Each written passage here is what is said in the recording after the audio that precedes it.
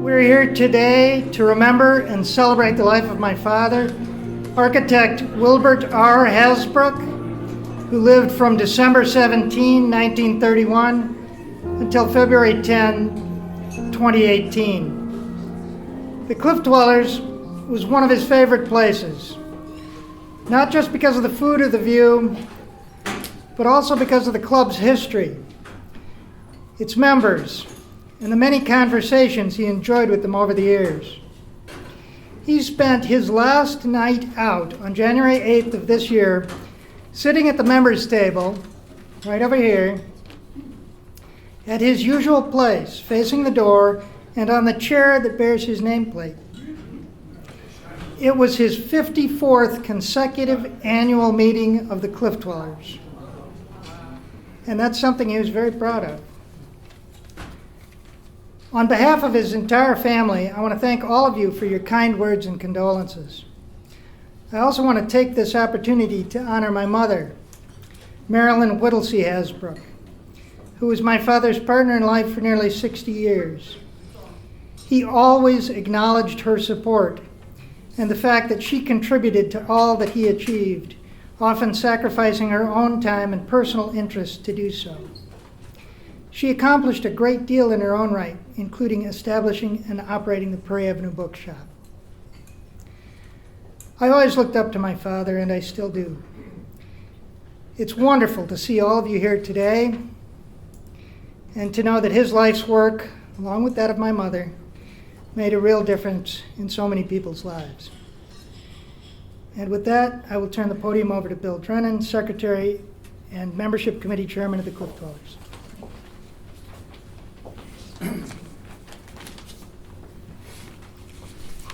Good afternoon. Over the past 50-plus years, anyone who spent any time involved with the Cliff Dwellers was certainly aware of Bill Hasbrouck. Since his nomination to the club in 1964 by Ralph Fletcher Seymour, an original Cliff Dweller, Bill was a lunchtime regular in his seat at the head of the members' table.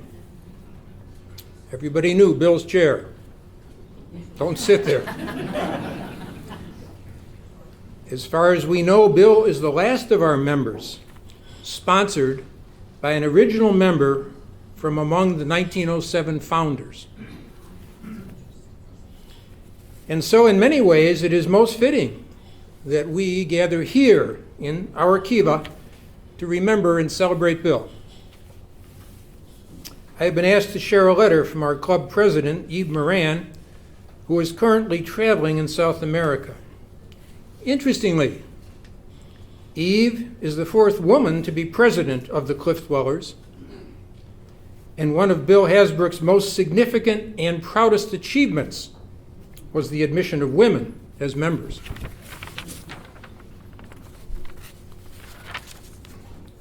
Dear Marilyn, family, friends, colleagues, and fellow Cliff Dwellers, when I began my term as president of the Cliff Dwellers, I was deeply aware and admiring of those who served before me.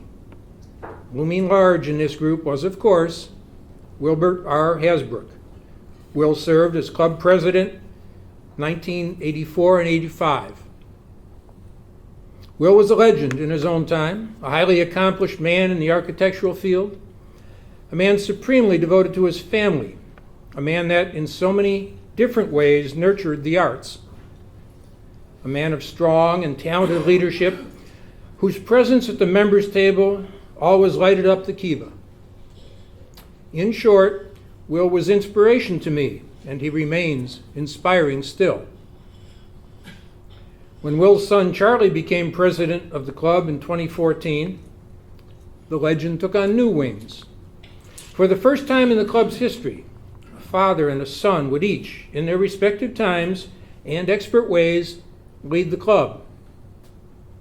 A proud father and his caring son would stand side by side in the photographs of past presidents taken regularly at the club's annual meeting. These are the moments that we strongly cherish. I honor you, Will. The club honors you. As is the Cliff Dwellers' tradition, we cling to memories. We tell stories, and in doing so, keep vibrant the spirit of the best of us. You remain, dear Will, one of the very best and beloved of the Cliff Dwellers. Zivio, Eve Moran, President of the Cliff Dwellers.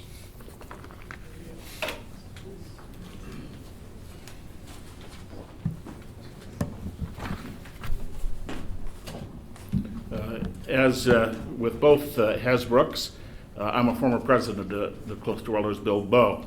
And I joined in 1997, 2 years after the club moved here from the top of Orchestra Hall next door. And my only goal when I joined was to get away from work. I worked nearby. I didn't really want to talk to anybody. It was a way to just avoid seeing all of my colleagues who I had, of course, up to here the rest of the long day. So I came over here with my newspaper at first, and I sat reading it at a table by myself. That plan did not last long because the longtime dining room manager, whose portrait graces our foyer, Bob Tebow, saw me do this, and I think it was the second time he came over, and in a voice that I couldn't really deal with other than to follow it, he said, "Oh, Mr. Bowe, please, you can't sit by yourself. You must sit at the members' table." And with that, he dragged me over and introduced me to Will Hasbrouck.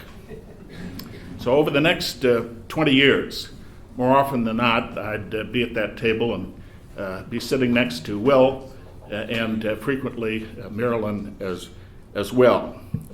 To say that Will was an exceptional conversationalist doesn't really do him justice. He'd already by that time had quite a diverse and successful set of different careers, and he wasn't by any means finished. And there wasn't once that I didn't go back to the office after lunch without learning from Will something new and interesting about Chicago architecture, history, or indeed life. It even turned out that he knew my uncle, Augustin J. Bowe, who at the time they knew each other. My uncle, my father's brother, was the head of the city courts and also Mayor Richard J. Daley's first chair of the Chicago Architectural Commission. And they had been thrown together in an ill-fated attempt to save Adler and Sullivan's Garrick Theater, built, as we all remember, in '91, those of us that were around at that time, of course. When I first met him in '97, he had just started work on his grand scholarly achievement, The History of the Chicago Architectural Club, and it wasn't published for almost 10 years, in 2005, and it was an amazing, nearly a decade's worth of labors. And in the bibliographic note at the end of this volume, he gives full credit to Marilyn, not just for inspiring him to undertake the extraordinary effort that it took to put into this, but she was a collaborator, getting traveling all over to different research points and contributing the first draft of the extraordinary chronology that pulls the whole work together and serves as an appendix and a backbone of the entire volume. And this, of course, was all the time she was full-time at work as president and manager of the bookshop. The same year the book was published, I remember Will explaining to me at lunch that they had an extraordinary windfall at the bookshop, the most profitable time. And I asked, what happened? Did you get a convention in town of architects? He said, no, Hollywood. And sure enough, he told me that location seekers for a movie called The Lake House, starring Keanu Reeves and Christopher Plummer and Sandra Bullock, had rented the entire bookstore at such a price you couldn't possibly turn it down, and they converted it into an architect's office for one scene in which the father and son architects in the movie argue aesthetics as the L train rumbles by overhead. I promptly accepted Will's invitation then to walk around the corner here to Wabash and visit the movie set, and it was really something because they had turned what was, of course, an amazing bookstore into an amazing architect's office through the genius of the set decorators. The next time I saw Will, he told me that he had accepted a nice luncheon invitation from Keanu Reeves at the Four Seasons. Apparently, Reeves was playing an architect and thought it couldn't hurt to actually talk to one.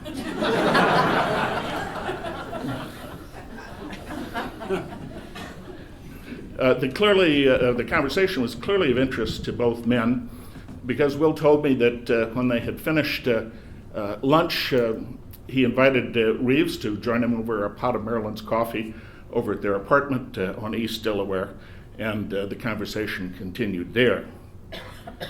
Though I don't know what they talked about at lunch, I'd bet my bottom dollar that Keanu Reeves left that lunch and that afternoon coffee session knowing something new about Chicago architecture, history, or life, or all of the above.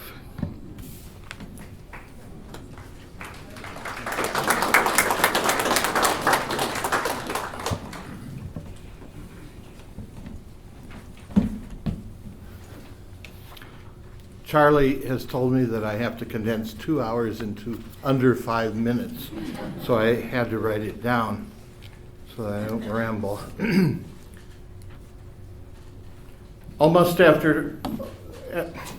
After almost 20 years working in bookstores and art galleries in New York and London, when I first walked into the Prairie Avenue bookstore in 1980, I instantly knew I was in the presence of kindred spirits. They were Bill and Marilyn Hasbrouck. Actually, I knew even before I walked in, the shop window was itself a work of art. The most memorable object on display was a plaster head of a sprite from Frank Lloyd Wright's Midway Gardens, long since demolished. There was also a beautiful teakwood pot and, of course, some wonderful books. My first acquisition from them was a major one, a set of stained glass windows from Wright's Walser house, which had been removed by the owner. The house was badly neglected and the windows were being vandalized. Bill and Marilyn were among the most important pioneering leaders of the architectural preservation movement in Chicago and the Midwest. In those days, architectural preservationists were often derided as little old ladies in tennis shoes. I wouldn't be surprised if Marilyn is still wearing those tennis shoes. Some years after I met them, I came across an old news clipping with a picture of them picketing in front of the Art Institute, protesting against the desecration of the Ferguson Public Sculpture Trust by the museum's trustees. Many years ago, I was almost thrown out of this club for writing about the Ferguson scandal in the newsletter. But that's a long story, better told over several scotches by the fire. When Bill became a member in the early 60s, as Bill said, his sponsor was the legendary etcher, printer, and all-around bookman Ralph Fletcher Seymour, one of the founding Cliff Dwellers. I believe this made Bill the last living link to the club's origin. And of course, Ralph Fletcher Seymour goes back even farther than 1907 when the club was founded, to the group that met in Ralph Clarkson's studio in the Fine Arts Building as early as 1905 or even earlier. I remember my father, who was never a member himself, but was invited to lunch frequently by architects and artists who were, talking glowingly at our dinner table about the somewhat seedy elegance of the old club rooms above Orchestra Hall. So it was a great thrill for me to become a member myself in the early 80s. I succeeded Joe Shapiro as chair of the art committee and Harry Malm as editor of the newsletter, and during those years, Bill Hasbrouck was my most dependable inspiration, loyal ally, and good friend. Bill was not only the quintessential cliff dweller, but the most knowledgeable, erudite, and passionate advocate of Chicago's artistic, architectural, and cultural history I have had the privilege to know. I use the word passionate, and yet he was much more than that.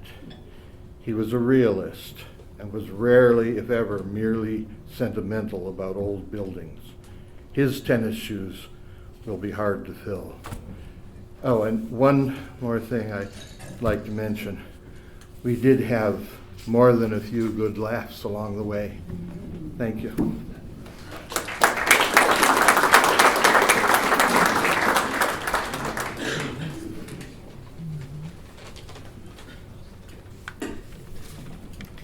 My name is Ann Sullivan. I'm the John Bryan Chair of Historic Preservation at the School of the Art Institute of Chicago. Bill gave me my first job in historic preservation. I was a college kid studying architecture. I was curious about the field of historic preservation. He hired me for the summer, where I was exposed to amazing buildings that summer, like the Dana Thomas House and the Rookery, and where I had the opportunity to work with colleagues who've gone on to be leaders in our field. Harry Hunderman and Deborah Slayton, Carl Giegold, Leslie Gilmore, and of course Charlie Hasbrouck. From that point on, my career course was set as a preservation architect. But I'm here this afternoon to talk about Bill's influence upon preservation education in this city. In the late 1980s, Bill felt that the city of Chicago should have a first-class graduate program in historic preservation to rival that at Columbia University in New York. So he approached Don Kalick. Don had led the restoration efforts at the Frank Lloyd Wright Home and Studio and was teaching full-time at the Art Institute at that point. As a result, the master's degree program in historic preservation was started in 1992 at the school, for which Don was the first director, then Vince Michael, and now myself. Bill taught in the program for a number of years and personally influenced a generation of young people who have gone on to work in Chicago and throughout the country and in the field of historic preservation, many of whom are in this room. And for that legacy, we thank you, Bill.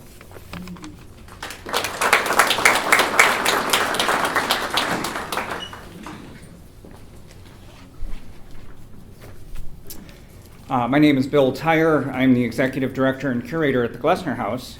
And my first encounter with Bill Hasbrouck was actually in the master's program that Ann just talked about at the Art Institute 20 years ago. And one of the things I remember as I was putting down my notes today was all the other instructors in the program, we always referred to by their first name. But Mr. Hasbrouck was always Mr. Hasbrouck. Even after we became colleagues, I always had to pause for a moment because my tendency was to say Mr. before I said Bill. My master's thesis was on Prairie Avenue, so as I was starting to research the topic while I was in school, I was surprised and very pleased to find that Bill Hasbrouck had been deeply involved in founding Glessner House and the Chicago Architecture Foundation. It was back in November of 1963 that he met with the owner of the building, along with the secretary of the Commission on Chicago Landmarks in Marion Dupre, and first became aware of the fact that the house was going to be put up for sale. Although it was designated a landmark, at that point it was a purely honorary designation, and so there was genuine concern about the future of the building. At that time, he was serving as the chairman of the Preservation Committee of the Chicago chapter of the American Institute of Architects. And soon after that meeting, he reported back to them and said in part, regardless of what final use is made of this building, I feel the AIA must take a major advisory role in its disposition. The Glessner House is too important a structure to go the way of the Garrick. Of course, the reference to the Garrick Theater lost in 1961. In April 1966, when the Chicago School of Architecture Foundation was formed specifically to purchase and maintain the building, Bill was among the 20 individuals, 19 men and 1 woman, that were organized officially for that purpose. And he became deeply involved over the next decade. By December of that year, he was appointed the 2nd president of the board, serving for 4 years. In 1971, he became one of the scholars, both as architect and preservationist, that helped to lead our first docent training program, teaching classes to several years of docents. His interest in the neighborhood extended beyond Glessner House, and a few years later, he and his wife purchased the Elbridge Keith House 1 block to the south, which had also gone up for sale and was in danger of demolition. And of course, that became the home and namesake of the Prairie Avenue Bookshop and operated there until 1978. His additional work with Glessner House included the restoration of the kitchen wing, the first interior restoration project of the house. And I remember a few years ago, as his office was being cleaned out, we were delighted to receive some of those original files and photographs and things that showed just the depth of research that he undertook to make sure that the project was as accurate as possible. Possibly his most visible project down in the neighborhood involved the relocation and restoration of the Henry B. Clark House. He received that project in 1975, completing the move 2 years later. And as he noted to Susan Benjamin, who actually interviewed him several years later, he said during the move of the Clark House was the one and only time he was ever asked for his autograph. So in 2016, I had the privilege, along with Lynn Osmond of CAF, to honor 5 of the founders of the organization and at Glessner House. And of course, Bill was among that group. And I'm delighted that we had the opportunity at that time to acknowledge him, his services to Glessner House and CAF over 50 years, and his lasting impact on the field of preservation in the city of Chicago. Thank you.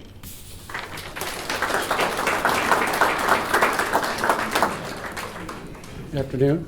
My name is Mike Jackson, and I had the privilege of working with Bill on the restoration of the Dana Thomas House. For 5 years, basically from 1985 to 1990, this project was completed. Will was selected to be the project architect. I was part of a team. The guy at the head of our team was called Jim Thompson. You might remember him. It was great to have the full support of the governor behind you. And Don Hallmark and Jim Reamer and I were the state's point person. But Bill was the guy that led the team and led the effort. And it was an excellent effort. The project speaks for itself. But I've always been wondering about the how we did it. And Wright designed this with a small team of people and a few drawings and a few specs. But when the state of Illinois does something, we just take a different approach.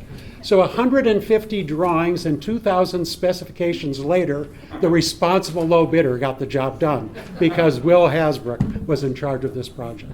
The house speaks for itself as one of the best restorations of any of the Wright houses, and Will should be proud of that accomplishment.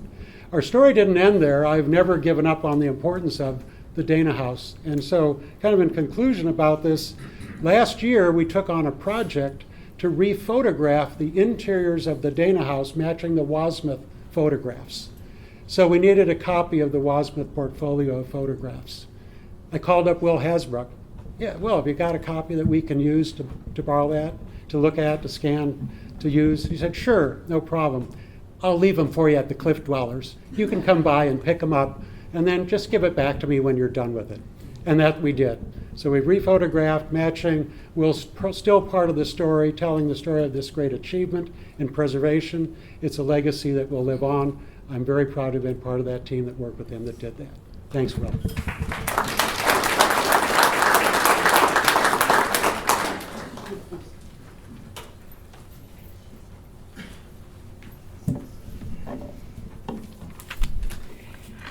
My name is Judy Hasbrouck Rafferty. I'm Bill's sister. Bill was 9 years old when I was born. I was always known with affection as the kid. I would like to share some fond memories and personal stories that made my brother such a unique and amazing person. He was creative, artistic, and imaginative. When I remember Bill being 13 and me being a 4-year-old little kid sister, I recall how much I absolutely adored him, and I wanted to be just like him in every respect. 3 instances of his creative and artistic ability come to mind. He was fascinated by anything that would fly: airplanes, gliders. He designed and constructed a homemade kite made out of newspaper, wooden slats, and scraps of fabric tied to string for the tail of that kite. My mother, father, brother, Bill, and myself trudged up a hill on the farm, and he released that homemade kite, and it just soared that day off into the sky on the very first try. What a sight. And he was ecstatic. I will never forget how excited he was that his project literally got off the ground. Then there was his chemistry set, and my parents hoping he wouldn't burn the house down. But he was very careful, and it never happened. But he did make some very interesting concoctions. But one of the most telling time I vividly remember was Bill sitting at the kitchen table with pencil and paper, drawing elaborate circles and squares and rectangles, wheels and cogs, riggings and pulleys. And I sat down beside him. Now, I was about 5 years old at this time. And I asked him, "What is that?" And he continued to sketch, filling it in. And then he put his pencil down, and he looked at me, and he said, "That's my invention."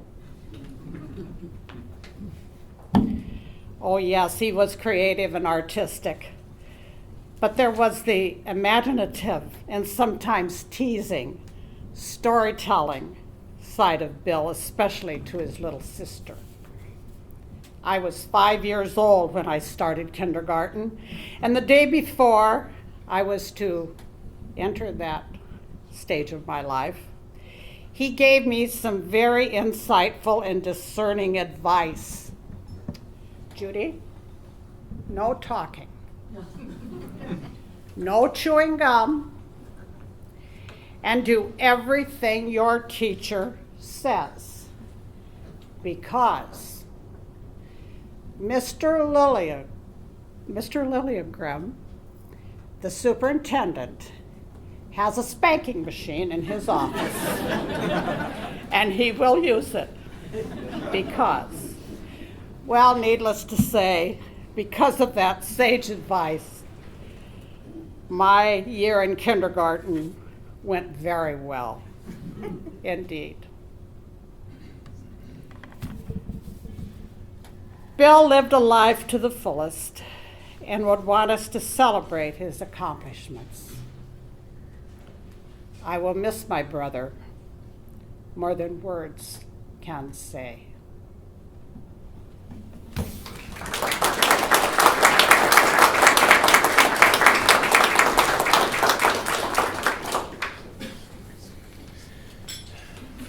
Hello, everybody. I'm John Hasbrouck, and I'd like to thank everybody for being here on behalf of my mother and my brother and the rest of my family that's here. Marilyn has a story she likes to tell about the fact that I was born basically at the same moment that the Prairie School Press got off the ground. The way she tells the story is that my dad went to visit his wife and new baby at the hospital, and she said, "See my new baby?" And he said, "See my new book?" My dad and I almost never discussed architecture. I can count on my hands. But I was under the influence of the Prairie School Review very much growing up. There's people here who tell me they grew up with the Prairie School Review. No, I grew up with the Prairie School Review. I was under influence quite literally. My earliest memory at age 2 is playing beneath the dining room table upon which Bill and Marilyn laid out the Prairie School Review for the entire duration of its publication. And that dining room table is in my dining room now. When I was about 9, Santa Claus showed up with a calligraphy set for me and one for Charlie. Charlie did not take an interest, so I took his and made this huge calligraphy set. And Bill and Marilyn noticed my interest in this, and the next time Santa Claus came around, I got an Instamatic camera. And, more important, a kid's darkroom set. So now I had my whole graphic design shop going here. I didn't realize who was directing this, but I know now. But one thing, those cameras, after I got that darkroom set, 11 months later on my birthday, they brought home 10 antique cameras that they bought for $5 and $10 a piece at antique shops. I still have those cameras. I did with them what any red-blooded American boy would do. I took them apart. When I got into my teenage years, I developed other interests, one of which was music, guitar. I wanted to play rock and roll guitar. So I got myself a guitar. I was kind of a slow learner, but I eventually learned to play a little bit. I learned to play a 3-chord blues chord progression, and my dad was in the room at the time, and he got up out of his chair and he walked over and he said, well, you can play. I said, yeah, I could play this song, you know. And then he said the most incredible, profound thing I have ever heard him say before or since. He said, you know, I once bought Muddy Waters a beer. Mind blown. I was 14. To this day, my mind is blown by that information. But maybe a year later, he came home one day and he was kind of grumpy. I think he'd had a bad day at the office, and I was chattering about the afternoon's band rehearsal and blah, blah, blah, and he suddenly bellowed, well, you'll never be Eric Clapton. Well, the relative merits of Mr. Clapton's work notwithstanding, this was a little harsh for the 15-year-old upcoming rocker in the 1970s in Midwestern United States. But what are you going to do? I didn't know what he meant. I still don't really know. But a couple years later, I graduated, barely, from high school. And I remember that summer, I was working on my career of bagging groceries for the local grocery store, and sitting in front of the TV and dutifully rehearsing my band, waiting for something to happen. And one afternoon, a summer afternoon, my dad came up to me and he said, John, you know, there's a place where you can study guitar. It's like a guitar school. And it's at a university. Not far from here, Northern Illinois University. Now, I was 17. It had never occurred to me to consider college, even though that was my parents' biggest dream, Bill and Marilyn. He said, would you like to go there? And without looking away from the TV, I said, sure. A couple weeks later, he came home from work again. And let me tell you just for a moment about our house in Palos Park. This was a house designed and executed by my dad, and it had a sloping stone driveway that came up to a 2-car garage that had a high brick wall that was adjacent to our living room. And if you're a kid home alone in this living room, you could see the headlights coming up the driveway if the parental units were coming home, and you could maybe do what you had to do to get everything together, hide any contraband or anything like that. you had about 1 minute. And then when they walked up the porch, they come up to the front door. Tim, where's the front door from? The Babson house. The Babson house. We had the front door from the Babson house at our house in Palos Park. And on this night, I saw my dad come in. There's a big window also. You could see who's going to ring the doorbell. My dad shows up at the door. I see him. He's got a guitar. Why does he's got a guitar with no case? I'm completely flummoxed. I don't know what's going on. I later learned that in order to get into NIU's classical guitar department, you needed a nylon string guitar. And he had gone to some pawn shop and spent $45 on a beat-up nylon string guitar that is the most wonderful thing anybody has ever given me. So that's pretty much the whole story of how I got 2 careers, being guided by Marilyn and Bill. At this time, well, let me just finish the story. I didn't do so hot academically at NIU, but because of the circumstances of my enrollment, I was a sponsored student. They placed me in a dormitory that was 100% music majors, and I proceeded to have my first total immersion educational experience. And I owe it all to my mom and dad. At this time, I want to read something on behalf of Marilyn. One Sunday morning, Bill received a phone call from Mrs. Presto. Her husband had worked for Louis Sullivan, and she wanted to sell some drawings. Bill offered her what we had in the bank after the usual quarterly publication of our magazine, and then offered his condolences for her husband. She replied, "Ah, hell, he was 78. We wrote the check, and several months later, a rolled-up package of drawings arrived. They were exquisite. Bill loved to tell this story. Sometimes I think Mrs. Presto was onto something. An architect lives for his dreams, and then there comes a time when dreams evaporate. Bill lived his dreams, working on the master's buildings, discovering the followers' massive output across the Midwest, tracing the emergence of the American architectural profession in Chicago in the 1890s. He loved every minute of it.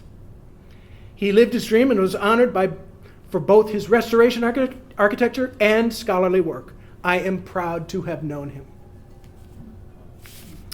And now I have the distinct pleasure of introducing our last speaker, a gentleman who has been helping me the past few weeks go through Bill's papers. We know there's at least one book in there, and there's a lot of family photos that you can see on the wall over there. Ladies and gentlemen, the official cultural historian for the city of Chicago, a man who knows more about my family than I do, Tim Samuelson.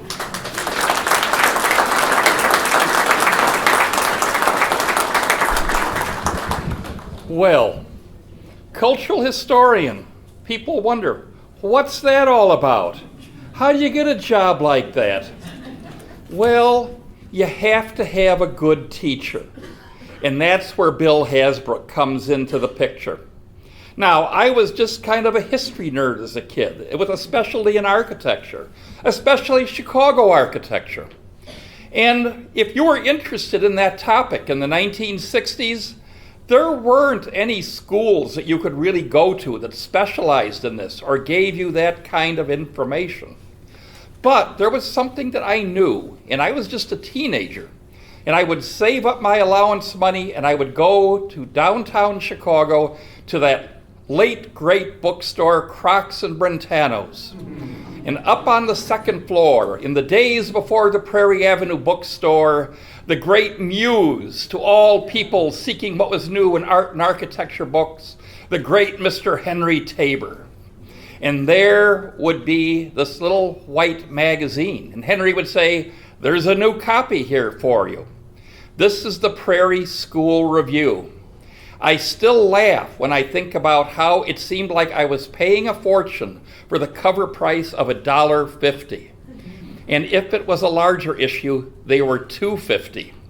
But what you found in those magazines. Now at this point, I knew Bill and Marilyn Hasbrouck as the name in the magazine, but what there was There would be stories about the familiar architects like Louis Sullivan, Frank Lloyd Wright, Daniel Burnham. But there would be things in there that you didn't know about them at all. It was the only place you could find it. There would be essays that were sent in about architects that I had never heard of. In fact, in many ways, the people who contributed to this magazine actually put before the world and revived the reputations of lost architects like Ernest Wood, Frederick Schock, and names like Percy Bentley, and actually then elevated them into the pantheon of architects to be studied. This was the legacy of the Prairie School Review. But it wasn't just that, the logo with the little drawing of the prairie urn on it. There also is the fact is that Bill Hasbrouck was the intrepid hunter of rare books. He could almost wear a pith helmet in his time when he was going in his off hours, working for the Illinois Central Railroad, going down to the old bookstores like Economy, ABC, and gathering rare volumes before they disappeared altogether. Things like Harriet Monroe's biography of John Welborn Root. I lusted for one of those as a kid. I asked for it for Christmas, but nobody could find one. But then Bill takes the copy that he had retrieved probably at some dusty bookstore a long time ago, reproduced it exactly. I had my copy. Thank you, Bill. I still have it. It's all marked up as I hold it around the south side, trying to find all the houses in the building list at the back. Most of the time coming back with vacant lots, but that's what happens. But then I get to meet Bill and Marilyn themselves.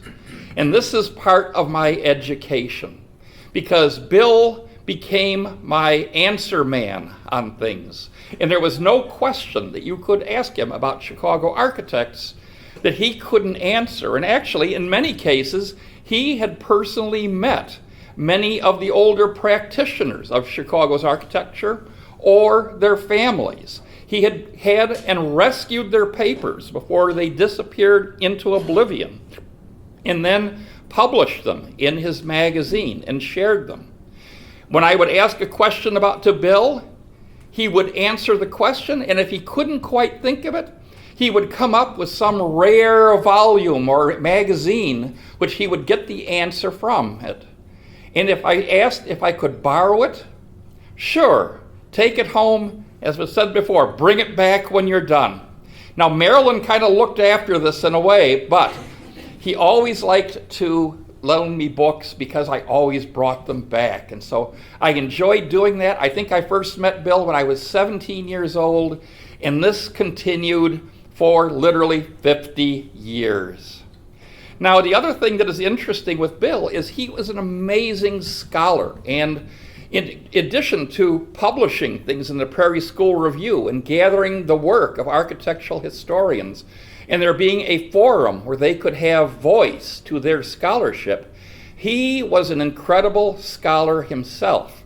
And certainly evidence of that is sitting right on the table over there. Actually, many things on the table, but the history of the Chicago Architectural Club, which is one of the most definitive, detailed histories that give you a picture of Chicago architecture in the late 19th and early 20th century that you'll ever find.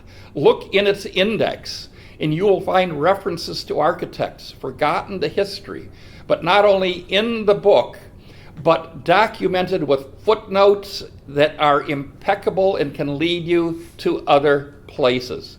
All 640 pages of that book.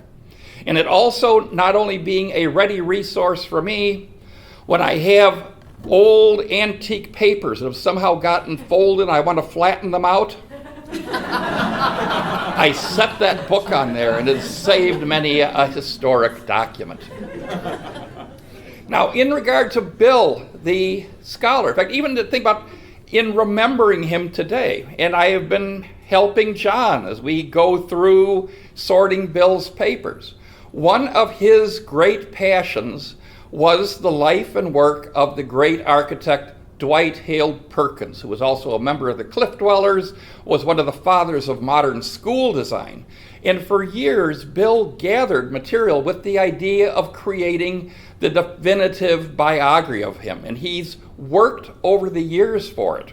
We have found the notes and gathered them up in the apartment. What is it now, John?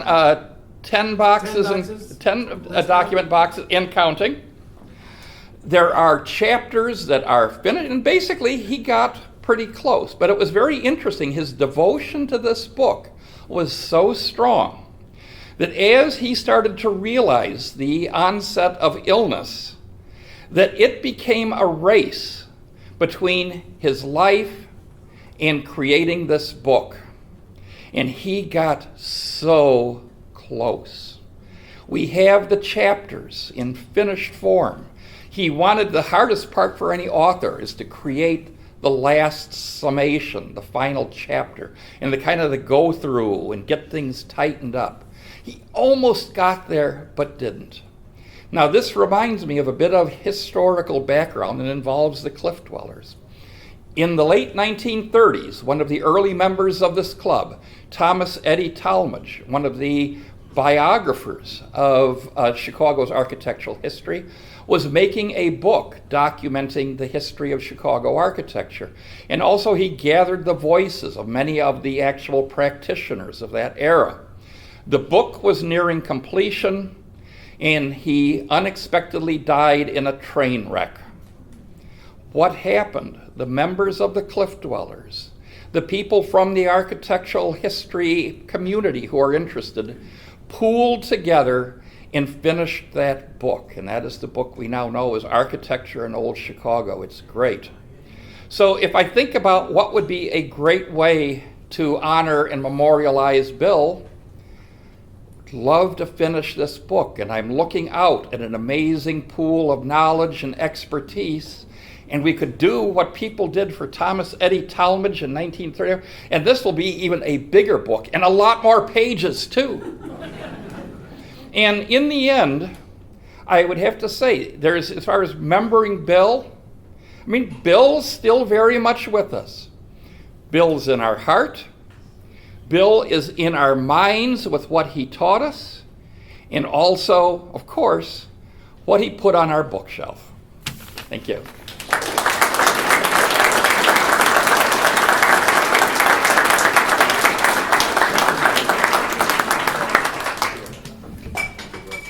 Well, I want to thank all the speakers here tonight, and I want to thank all of you, too, for coming. I am completely overwhelmed by this crowd and the people here.